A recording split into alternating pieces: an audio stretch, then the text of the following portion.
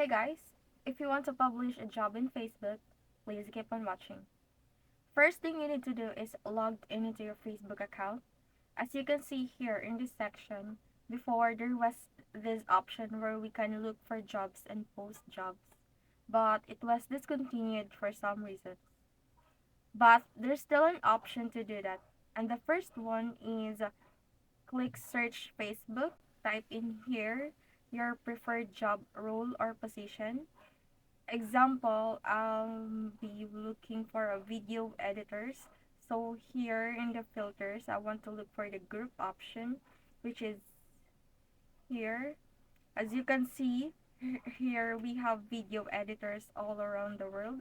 So if I click into this group and once you're joined here, you can create post.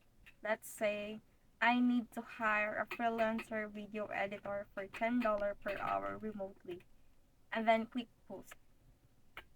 But if you really want to hire someone, you need to find the niche, the genre you want to be focused on. So there you have it, guys. It wasn't that hard and hope this helps. I'll see you next time.